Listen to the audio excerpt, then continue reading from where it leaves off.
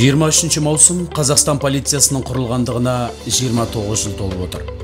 Ел егемендігінің алғашқы жылдарында, нақтылай айтқанда 1992 жылғы 23 маусымда Қазақстан Республикасының ішкі істер органдары туралы Қазақстан Республикасы заңы қабылданып, 2007 жылы мемлекет басшысының жарлығы бойынша 23 маусым полиция күні болып бекітілді. Қазақстандық полицейлер мемлекетіміз бен азаматтардың мүдделерін қорғау, еліміздің тыныштығы мен конституциялық құрылымын, заңдылықты, қоғамдық тәртіп пен қауіпсіздікті сақтау жолында уақытпен санаспай, ерлік пен төзімділік, қайсарлық пен табандылық танытып, өздерінің кәсіби шеберлігі мен жоғарғы даярлығын көрсетуде. Ішкі істер органдарының қызметкерлеріне отандастарымыздың өмірі мен тыныштығын қамтамасыз етуде үлкен жауапкершілік жүктелген. Бүгінгі күні ішкі істер органы қызметкерлерінің алдында мемлекеттік маңызы бар ауқымды міндеттер тұр. Оның нәтижелі болуы әрбір қызметкердің терең білімі мен кәсіби шеберлігіне, өз қызметтік міндеттерін адал әрі жауапкершілікпен атқаруына, ел заңдарын бұлжытпай орындауына байланысты болмақ. Қазақтың қаһарман батыры Бауыржан Момышұлының «Тәртіпсіз ел болмайды, тәртіпке бағынған құл болмайды» деген қанатты сөзі бар. Бұл дүниеде біздің бір ғана отанымыз бар. Ол тәуелсіз Қазақстан. Қастерлі отанымызға қалтықсыз қызмет ету және оны қорғау әрбір азаматтың қасиетті борышы. Полиция қызметкерлері ол бірінші кезекте мемлекет уәкілі. Мемлекеттің ішкі саясатын жүзеге асыратын жол көрсетушілердің бірі, мемлекетіміздің нығайтушысы. Полицияның жұмысы қиындығы мен қызықшылығы мол, ауыр кәсіп екендігі белгілі. Ордабасы ауданы 1964 жылы 29 ақпанда Сайрам, Түркістан, Шаян, Арыс аудандарының шаруашылықтарының негізінде Бөген ауданы ұйымдастырылды. 1993 жылы 4 мамырда Бөген ауданының аты Ордабасы ауданы болып қайта өзгертілген. Ордабасы аудандық ішкі істер бөлімінің ғимаратының құрылысы сол кезде бөлім бастығы болған Ұлы Отан соғысының ардагері милиция подполковнигі Рахиев Жәнібектің бастамасымен 1974 жылы басталып, 1976 жылы аяқталған. 1977 жылы пайдалануға берілген. Осыған дейін ішкі істер бөлімінің ғимараты коммунизм ауылында орналасқан 4-5 бөлмелі балабақшада, кейіннен қазіргі ішкі істер бөлімінің ғимаратының жанында орналасқан өрт сөндірушілер тұрған 2 қабатты ескі үйде орналасқан. Ордабасы ауданы құрылғаннан бері аудандық полиция бөлімінің бастығы болып қызмет атқарғандар.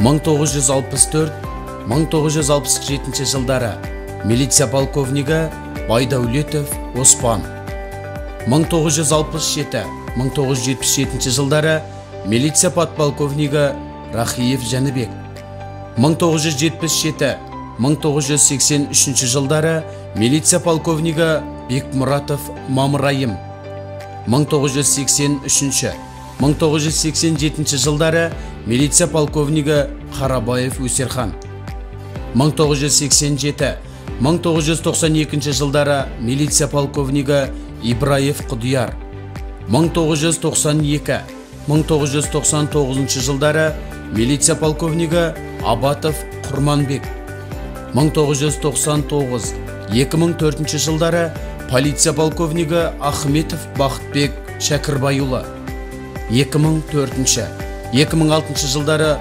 полиция полковнигі Сұлтан Бектөре Жеңісбайұлы, 2006-2009 жылдары милиция полковнигі Панзабеков Дауыл Төребекұлы, 2009-2011 жылдары полиция полковнигі Маликов Бақыт Әбілқасымұлы, 2012 жылдың қаңтар айынан шілде айына дейін полиция полковнигі Мырзахметов Шахмұрат Шалатайұлы, 2012 жылдан 2015 жылға дейін полиция полковнигі Тілеуов Нұржан Бекболсынұлы, 2015 жылдан 2018 жылға дейін полиция подполковнигі Сахов Құрманбек Сатымбекұлы, 2018 жылдан 2020 жылға дейін полиция полковнигі Селтанов Бауыржан Сапарұлы. 2020 жылдың сәуір айынан қазіргі таңға дейін полиция подполковнигі Қуашбаев Ғалымжан Саттарұлы бөлім бастығы болып қызмет атқарып келеді. Аудан көлемінде бүгінгі күнге 9 учаскелік полиция пункті үшін ғимараттар сатып алуға облыстық бюджеттен ақша бөлініп, тірек пункттер алынды. Атап айтқанда 2012 жылы Шұбарсу, Қажымұқан, Төрткөл аумақтарынан, 2013 жылы Бадам, Қараспан, Шұбар ауылдарынан, ал 2014 жылы Бөржар, Бөген, Қарақұм ауылдарынан тірек бекеттері салынып, қазіргі таңда пайдаланылуда.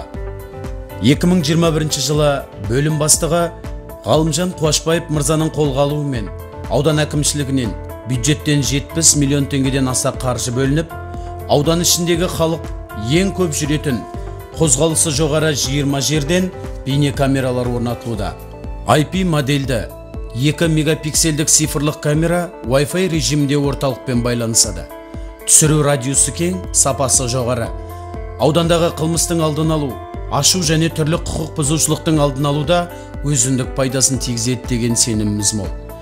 Сонымен қатар бөлім ғимаратымен қоса Шұбар, Қараспан, Бөген учаскелік полиция пункттері аудан әкімшілігінің балансына өткізілуде. Аудан әкімшілігінің қолдауымен бөлімнің ауласын кеңейтіп, қосымша ғимараттар салу, яғни атыс тирін, мәжіліс залын, тағы да қызметтік бөлмелер салынып, өзгерістер енгізіп, бөлім ғимаратына күрделі жөндеу жұмыстарын жүргіземіз деген жоспарлар бар. Мемлекет басшысы Қасым-Жомарт Тоқаевтың жолдауындағы учаскелік полиция инспекторының мәртебесін заңнамалық тұрғыда көтеріп, оларға нәтижелі жұмыс істеу үшін мүмкіндік беру, азаматтарға таныс, қолжетімді беделді болуы қажет деп айтқан тапсырмасы орындалуда. Қылмыспен күресу және оның алдын алудағы профилактикалық жұмыстардың нәтижесінде қылмыс деңгейі төмендеген. Жалпы құқық бұзушылық 2021 жылы 5 ай көлемінде былтырғы жылмен салыстырғанда 20,9%-ға төмендеп, аса ауыр қылмыстар 83,3%-ға азайған. Аудандағы криминогендік жағдай тұрақты. Қазақстан Республикасы Ішкі істер министрінің 2014 жылға 31 желтоқсандағы номері 971 бұйрығының талаптарына сәйкес тиісті қызметкерлер толығымен бейне жетонмен және қызметтік планшеттермен қамтылған. Жеке құрам қызметкерлеріне жұмыс істеуге толық жағдай жасалған. Ордабасы аудандық полиция қызметкерлері 2019 жылы көршілес жатқан Арыс қаласында жарылыс орын алған кезде алғашқылардың бірі болып қалаға кіріп, эвакуация жасап, халықты қауіпсіз жерге көшіруге атсалысқан. Қалада қалып кеткен балаларды құтқарып, аудандарда орналасқан эвакуациялау пунктіне жеткізуге атсалысты. Сонымен қатар, былтыр әлемде орын алған COVID-19 індеті кезінде медицина қызметкерлерімен бірге аяқтарынан тік тұрып, блок бекеттерде кезекшілікке тұрып, халықтың қауіпсіздігін қамтамасыз етуге атсалысты. Бөлімде жеке құрам қызметкерлерімен ардагерлер арасында тығыз байланыс орналасқан. Сотрудникам Ордабасинского РОВД за оказанную нам с мамой посильную помощь в виде продуктов, за их участие в акции «Бізбіргеміз». Большое спасибо. Бөлім басшысы Ғалымжан Қуашбаевтың бастамасымен ардагерлер әрдайым назардан тыс қалмайды. Ішкі істер органы қатарынан зейнеткерлікке шыққан Юсупов Төлембек және марқұм Ахметов Бақытбек ағаларымыздың еткен еңбектері ескеріліп, былтыр ауданның құрметті азаматы атағын алды. Өткен күнсіз бүгін жоқ дегендей, ел тыныштығын сақтауда түн ұйқысын 4 бөліп қызмет еткен ардагер полиция қызметкерлеріміз туралы айтып кету бүгінгі ұрпақтың парызы. Бұл іске жас мамандарға тура жол сілтеп, ақыл беретін аға буын ардагерлеріміздің де қосатын үлесі зор. Тәртіп сақшыларының жаңа буынын тәрбиелеу ісінде ерен еңбек етіп, ұшан теңіз үлес қосқандар үшін ішкі істер қызметінің ардагерлері мен аға буын өкілдерінің еңбегі зор.